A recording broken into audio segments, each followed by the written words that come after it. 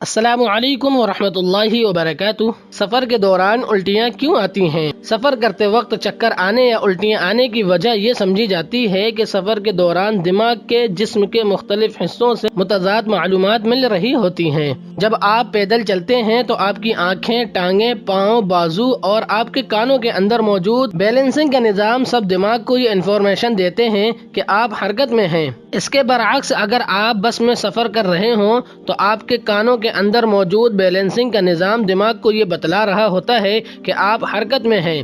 ताहम आपकी आंखें बस के अंदर हर चीज को साकिन देखती हैं। आपका जिस्म दिमाग को ये बतलाता है कि आप एक सीट पर बैठे हैं, यानी साकिन हैं। इस तरह के मुतज़ाद सिग्नल से दिमाग गालिबन कंफ्यूज हो जाता है और मैदे को उल्टी सीधी हिदायत भेजने लगता है। आपको चक्कर और उल्टी सिर्फ उस वक्त आते हैं जब आप तेजी से तब्दील होते मंजर पर तवज्जो मरकूज करने की कोशिश करते हैं। अगर आप गाड़ी के पर्दे बंद रखें और बाहर के मंजर पर तवज्जो न दें तो न चक्कर आएंगे और न ही उल्टी। असल वजह यह है कि आपका दिमाग इतनी तेजी के साथ इमेज को प्रोसेस नहीं कर पाता, और जब आप जहन पर जोर डालते हैं यानी अपने दिमाग को ऑप्टिमम लेवल से ज्यादा पर ले जाने की कोशिश करते हैं तो दिमाग अपनी सलाहियत से आगे काम करने की सूरत में आपका सर चकरा देता है और आप उल्टी करने लग जाते हैं। हमारे दिमाग के पिछले हिस्से का काम डायरेक्शन मालूम करना होता है और सर की हरकत के बारे में भी मालूमात देता है कि सर आगे पीछे हिल रहा है या दाएं बाएं हिल रहा है या चकराने के अंदाज में हिल रहा है। उस हरकत की तस्दीक दिमाग आंखों से करता है कि क्या वाकई सर हिल रहा है। आंखें तस्दीक करती हैं कि हाँ वाकई जिस्म हरकत में है,